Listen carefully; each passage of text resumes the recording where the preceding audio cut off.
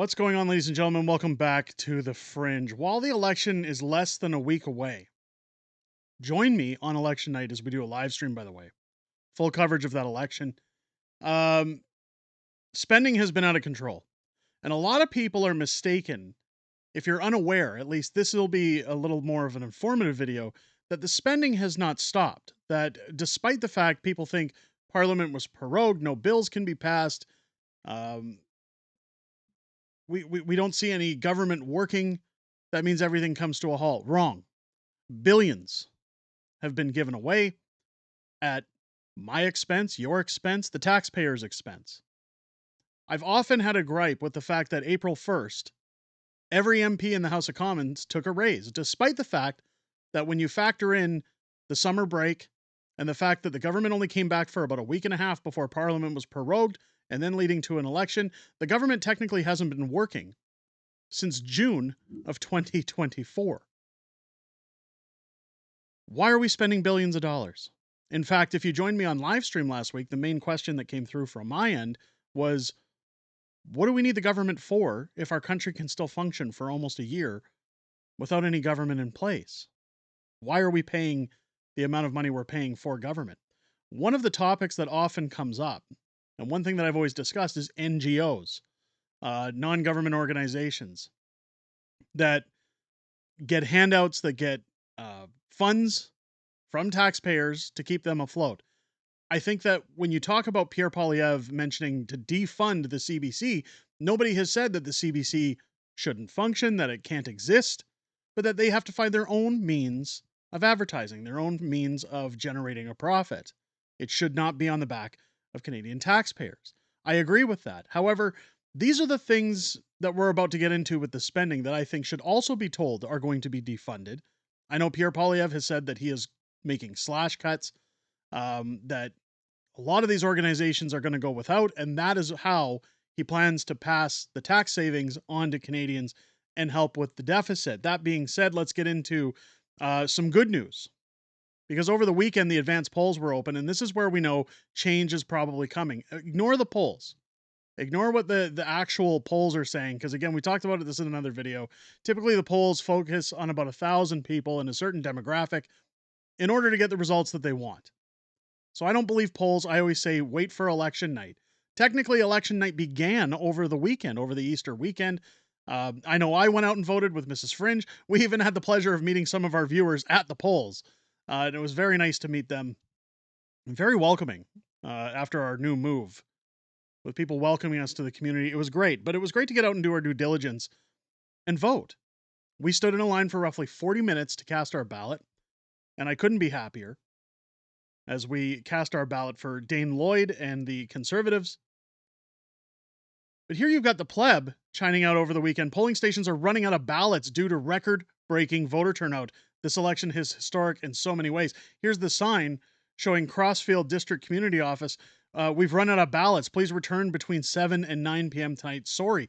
They shouldn't be sorry. This is awesome. This means that a lot of people are turning up, hopefully in support of the Conservatives. Anytime you see early voter turnout like this, we saw it in America with Donald Trump, people are looking for change. They're looking for a change in government. No matter who's in power, that usually signifies interest to make change. Hopefully. I don't want to count our chickens before they hatch. But let's get into the problem with the article. This article came out of the Winnipeg Sun, which, if you know anything about the Winnipeg Sun, it's actually nice to see them covering this kind of story. Now, again, they centralize their articles in the middle of the page, but I'm going to go through it. You should be able to see all the text from within the article as we go down. It says, stop what you're doing. You need to know what just happened because it affects every taxpayer, every small business, every Canadian trying to hang on. On April 1st, again, as I mentioned, that's when the MPs all took their raises. While most of us were focused on real challenges in our lives, rising food prices, high rent, increasing debt, broken healthcare, the Trudeau-appointed Governor General quietly approved $40.3 billion in new federal spending. Now, keep in mind, the Governor General is allowed to do this.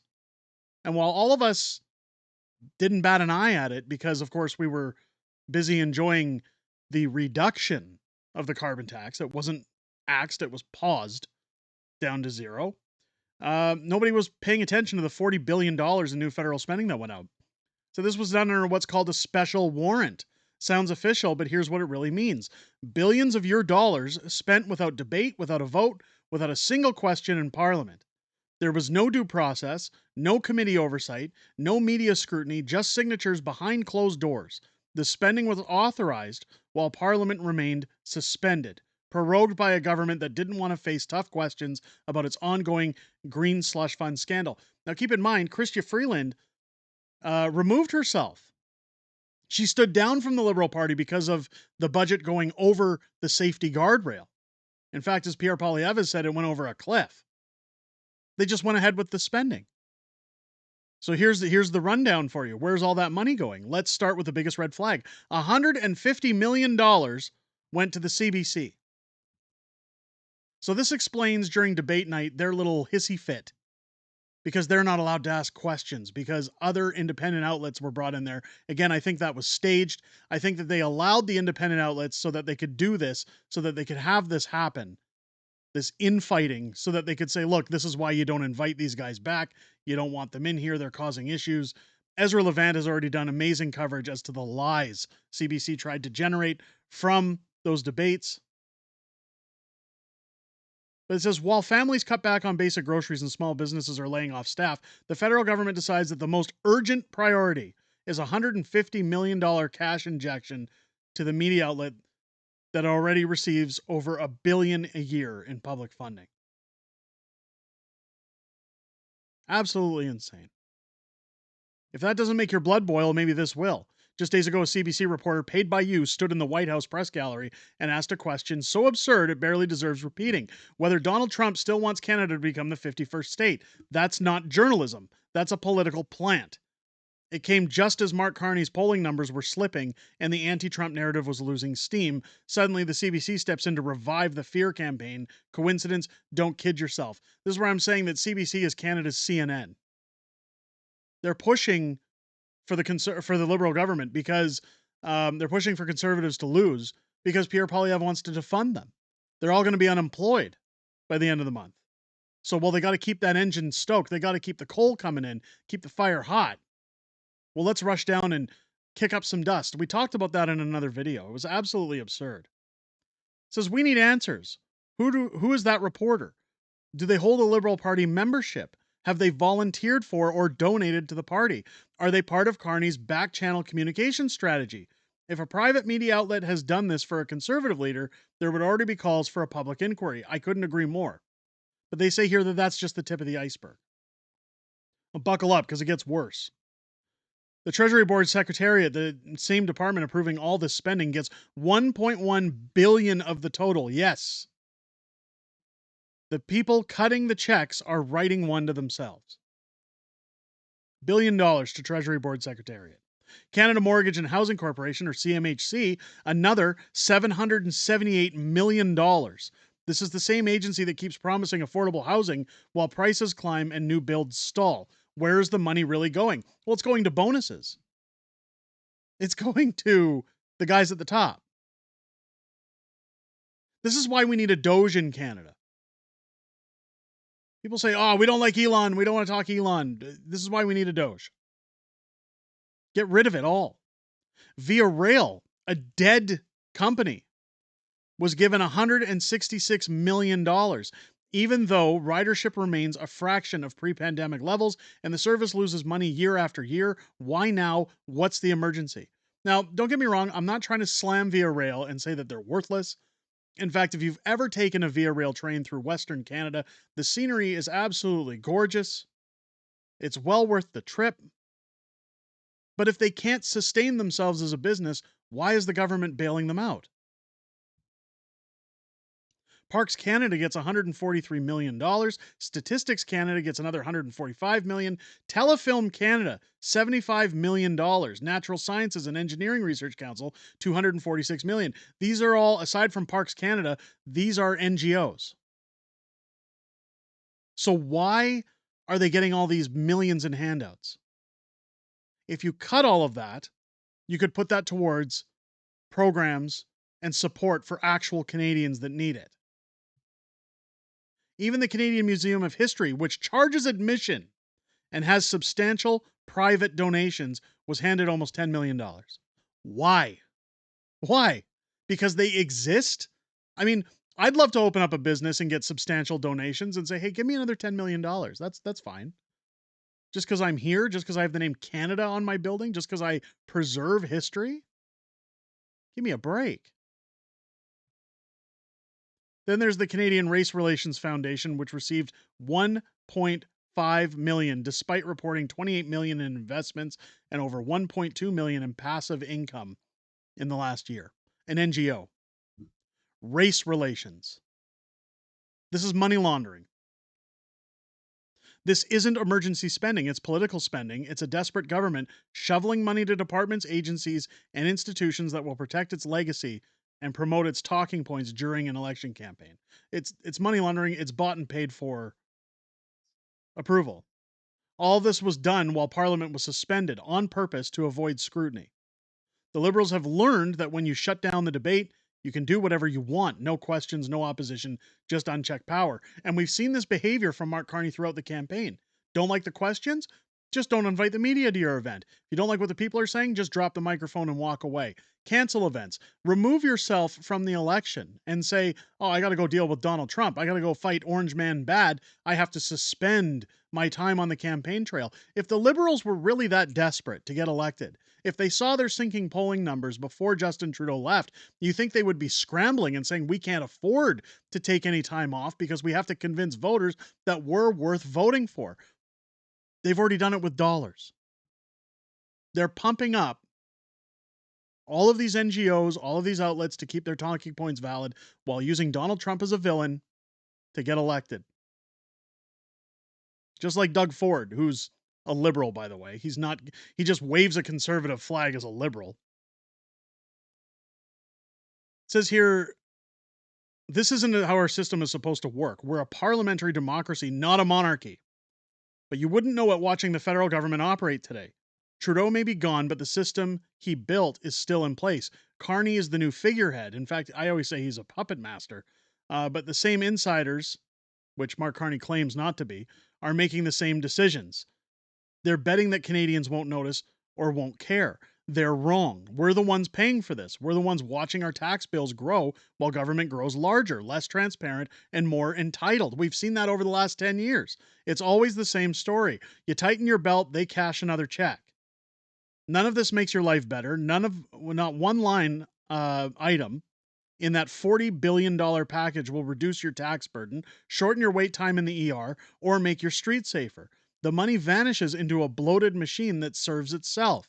So ask yourself this: is this the country you want to live in?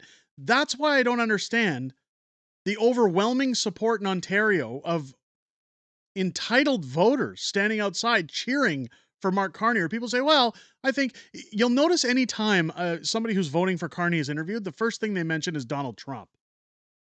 Again, I showed another video with the chicken dance with the elbows up thing, showing the lunacy of some of these folks. I said it back then, and I'll say it again. These are the same people who bought all the bullshit during the pandemic. We're all in this together, guys. Elbows up. We're on the same team. We got to look out for one another. Sheep. Brainless morons who are willing to buy any rhetoric the government feeds them. Open up and bend over. They should be telling those guys ankles up, because you're about to get it in the back door from the government. If we don't change course, this isn't the end. It's just the beginning. Another 4 years of this and we won't recognize what's left. I agree on that. It says this election matters. What happened on April 1st is proof of that. 40 billion gone without a vote, without your consent, without a shred of accountability. If that doesn't wake you up, I don't know what will. And again, the reason I wanted to cover this was because this came out of the Winnipeg Sun.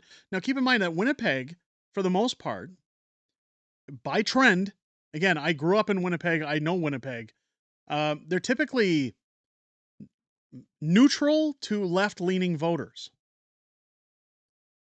Yes, they're starting to grow in conservative votes. I know they had Palliser in there at one point. But they typically vote NDP or they push Liberal. Manitobans, I'm more talking urban, not rural. Urban voters typically vote NDP in that town in Winnipeg. So to see this article come out of the Winnipeg Sun is absolutely amazing. Hopefully it means that there's a shift coming, that people are starting to wake up in Manitoba, that people are starting to see what's being done and call it out. We cannot afford another 4 years of this, ladies and gentlemen. None of us can. This is why I wanted to share this article, because I keep saying it's the most important election of our generation, of our lifetime. Make sure you get out and vote. If you didn't go to the advance polls, please go out on election day. If there's a line, who cares? Wait in the line. You might get on camera. I'll be televising election night here on the stream. We'll be streaming it. Make sure to come hang out here, hang out with us, get your popcorn. It's going to be great. Hopefully we see a blue wave encompassing this country as Pierre Poilievre becomes the next prime minister, hopefully reducing the spending so that we don't see these billions going to NGOs, to organizations that don't need that money. We see the CBC defunded. We see money start to come back to those who are contributing via taxes. That's the way it's supposed to work. Let me know what you guys think down below in the comments. Are you shocked to see that this much money was quietly doled out while we were all enjoying our carbon tax cut? Let me know your thoughts down below. If it's your first time here, please hit that subscribe button. We're on the push to 100,000 subscribers. Many people said that it was going to happen before the election. I don't know if it can, but we've been growing about 10,000 subscribers a week. It's a great time to subscribe, especially with censorship. If Mark Carney wins this election, censorship is going to be at an all-time high.